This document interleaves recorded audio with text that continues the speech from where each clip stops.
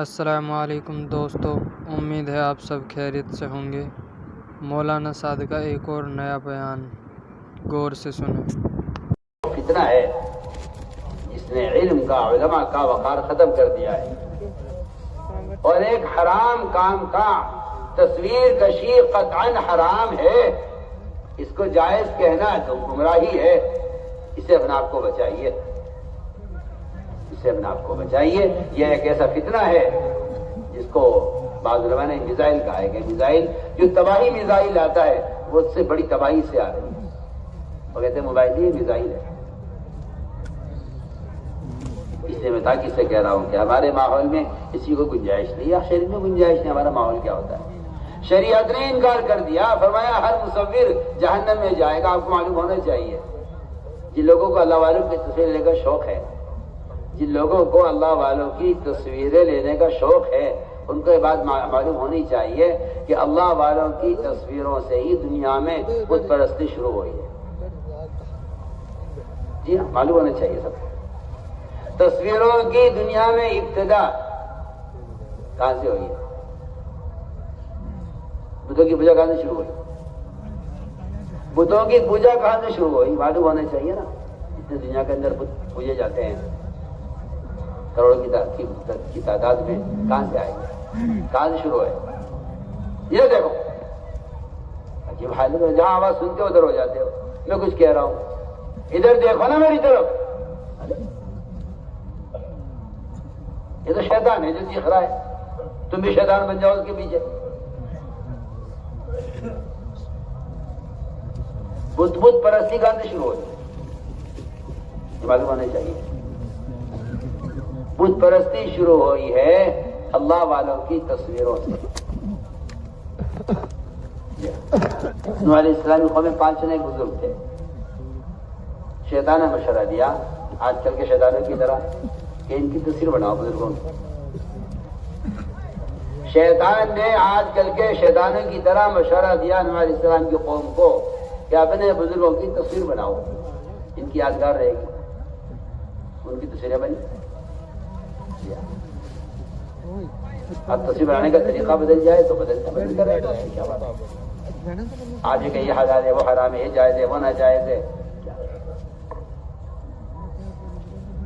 انہوں نے تصویریں بنائی بزرگوں کی شیطان کے کہنے سے، پھر ان تصویروں کے مجسمے بنے۔ ان کی تعظیم بڑھتی گئی کہ یہ تصویر تو پھٹ جائے گی، کچھ دن میں جو ہے ہلکی پڑ جائے گی یا ضائع ہو جائے گی، ان کے مجسمے بنا دو تاکہ یہ باقی رہے۔ یہاں سے دنیا میں بت پرستی شروع ہوئی ہے۔ میں تو آج بھی کہتا ہوں کہ اگر ان تصویروں سے بت بن سکتے ہیں تو ان تصویروں میں کیا بتوں کی بو نہیں ہوگی؟ کیا ان بتوں کی ضرورت نہیں ہوگی؟ جو تصویر بت کی شکل اختیار کر سکتی ہے، کیا آج ان تصویروں کے اندر بتوں والی ضرورتیں نہیں ہوں گی؟ بس کسی کا احساس مردہ ہو گیا ہو اور کسی کا ایمانی بیچارے کا کھوکھلا ہو کہ کوئی حرج نہیں ہے تو وہ جانے۔ ورنہ میں نے آپ سے عرض کر دیا کہ دنیا میں بت پرستی کی ابتدا اللہ والوں کی تصویروں سے ہوئی ہے۔ کیوں؟ عجیب بات ہے۔ علماء نے لکھا ہے کہ تصویر بنانا، چاہے موبائل سے بنائیں، تصویر بنانا اللہ تعالی کی، اللہ اکبر، اللہ تعالی کی صفت میں، اس کی صفت تخلیق ہے، اس کی نقالی کرنا ہے کہ میں بھی اللہ ہوں۔ زنا کرنے والا، شراب پینے والا، چوری کرنے والا، جھوٹ بولنے والا، غیبت کرنے والا، کسی کو نہیں کہا کہ کوئی اللہ بننا چاہتا ہے، خالق بننا چاہتا ہے۔ صرف تصویر بنانے والے کے بارے میں فرمایا کہ یہ خالق بننا چاہتا ہے۔ یہ حدیث ہے، پڑھی حدیث، کوئی خالی باتیں تھوڑی ہوتی ہے یہاں دعوت کے ممبر سے، صاف حدیث ہے۔ جو آدمی کسی بھی طرح سے تصویر بنا رہا ہے وہ خالق بننا چاہتا ہے۔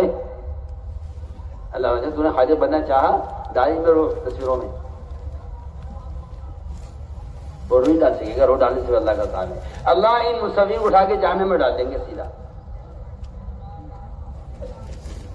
سیدھی بات۔ یہ لکھا مولانا جو ہے بدر عالم تجوان سننا میں تصویر کشی پر یہ لکھا ہے اور جو ہے نقل کی ہے کہ مصور اللہ بننا چاہتا ہے کسی شراب پینے پر، زنا کرنے پر، جھوٹ بولنے پر، غیبت کرنے پر، کسی کبیرہ گناہ پر وہ عذاب نہیں ہے جو عذاب تصویر لینے پر ہے۔ جی ہاں، پڑھیے آپ حدیث، اشد الناس عذابا کا ہے، اشد الناس۔ ابن عباس کے پاس ایک آدمی آیا، آ کر کہنے لگا کہ جی میں آپ سے ایک مسئلہ معلوم کرنے آیا ہوں۔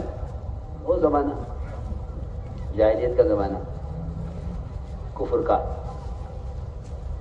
وہ بیچارہ کبھی زمانے جاہلیت میں اس کا کام ہوگا تصویر بنانا، تصویر بنایا کرتا تھا۔ اس نے آ کر مسئلہ معلوم کیا ابن عباس رضی اللہ عنہ سے کہ جی اب میں اسلام لے آیا ہوں، مگر میرا جو طریقہ ہے، میرا جو پیشہ ہے، میری جو آمدنی کا ذریعہ ہے، وہ تصویریں بنا کے بیچتا ہوں، اس کے مجھے پیسے ملتے ہیں۔ یہ اس نے کہا کہ جی میرا تو کام ہی کچھ نہیں، اس کے علاوہ میں کیا کروں، میرا دھندا یہی ہے، میرا پیشہ یہی ہے، مجھے اس کے علاوہ کچھ کرنا بھی نہیں آتا۔ ابھی بچوں کو پالنے کے لیے میرا کام یہ ہے کہ میں تصویر بناتا ہوں، ان تصویروں کو بیچ کر جو پیسے آتے ہیں اس سے میں اپنی گزر بسر کرتا ہوں۔ کیونکہ یہ بات بالکل طے شدہ بات ہے کہ تصویر کا بیچنا بھی حرام ہے، اس کا خریدنا بھی حرام ہے، اس کی آمدنی بھی حرام ہے۔ سن لے کان کھول کے بھی کیا بول رہا، تصویر خریدنا، بیچنا اور اس کی آمدنی سب حرام ہے۔ جس طرح شراب کا بیچنا بھی حرام، خریدنا بھی حرام، پینا بھی حرام۔ جو پیسے اس کی بیچ کر پیسے آئے ہیں وہ بھی حرام ہے۔ اس نے کہا ابن عباس رضی اللہ عنہ سے کہ جی میں کیا کروں، میرا تو پیشہ یہی ہے، میں کیا کروں۔ انہوں نے یہ نہیں کہا بھائی مجبوری ہے، حالات ہے، آج کل کی زمانہ بدل رہا ہے اور مجبوری ہے، آؤ بھائی بیٹھ کے سوچ لو، بھائی پریشانی آ رہی ہے مسلمانوں پر، آ جاؤ بیٹھ کے ذرا غور کر لیا جائے اور بیٹھ کر سوچ لیا جائے، چلو فلاں کے مذہب پہ عمل کر لیا جائے، فلاں کے مذہب پہ مسئلہ بتا دیا جائے۔ یہ وہاں یہ کچھ نہیں ہوتا تھا، وہاں یہ تو زمانے میں ہوتا تھا۔ مجبوریوں کا دین کیا، کافروں کے تابع کر دو دین کو اور کہتے رہو ہاں ہم دیندار ہیں۔ جنگل کی حاجت ہو رہی ہے نا، انہوں نے یہ نہیں کہا مجبوری ہے۔ ابن عباس نے بتایا کہ تصویر کی آمدنی حرام ہے۔ کیا کہا اس نے، تصویر لینا تمہارا، بنانا تصویر حرام ہے۔ وہ تو سنتے ہی اس کی تو دل کو اٹیک ہو گیا اس کے، اور وہ لمبے لمبے سانس لینے لگا، جو روایتیں میں آپ کو نقل کر رہا ہوں۔ اور اس سے تو پریشان، اور اس پہ اتنا بوجھ پڑا کہ وہ لمبے لمبے سانس لینے لگا۔ وہ کہ جی میں تو ہلاک ہو گیا، میں کیا کروں، کوئی گنجائش ہے؟ کہ نہیں، کوئی گنجائش نہیں ہے۔ آپ کا عمل بھی حرام ہے، آپ کی آمدنی بھی حرام ہے، آپ کا تصویر بنانا بھی حرام، بیچنا بھی حرام، خریدنا بھی حرام۔ سنیں موبائل والے، سنیں میں کیا بول رہا ہوں۔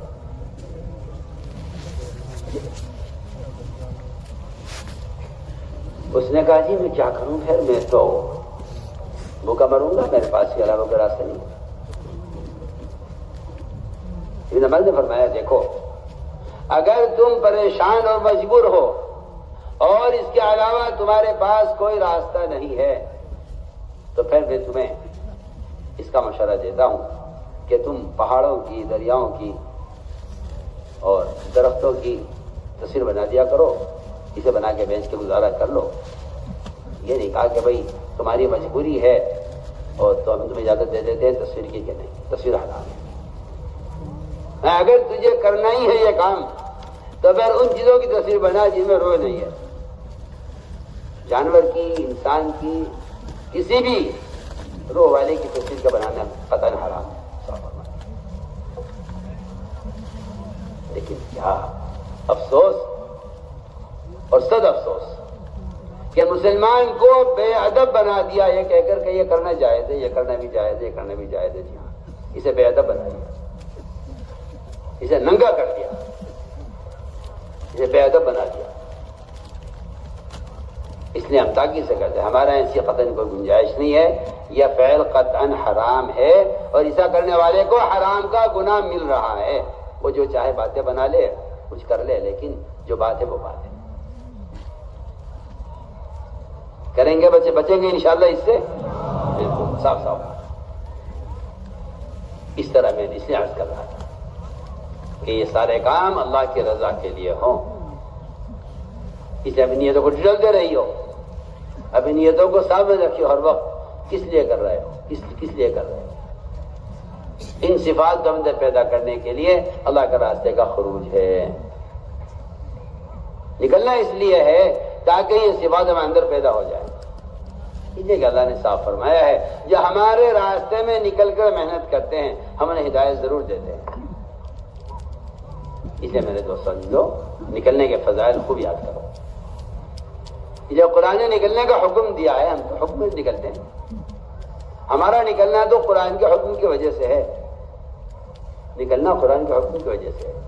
انفروا خفافا وثقالا، نکلو اللہ کے راستے میں، ہلکے ہو یا بوجھ، دور بھی جاؤ قریب بھی جاؤ، ہر جگہ دین کو قائم کرنے کے لیے خود چل کر جاؤ۔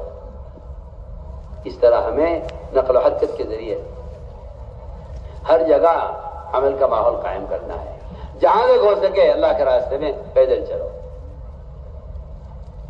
پیدل چلنے کی فضائل معلوم نہیں ہیں، اور جنہیں معلوم بھی ہے وہ سمجھتے ہیں کہ وہ تو قتال کے زمانے کے فضائل ہیں، اب کوئی قتال تو ہو نہیں رہا ہے کہ وہ فضائل بیان کیے جائیں، حالانکہ جہاں قتال نہیں ہے وہاں بھی یہ فضائل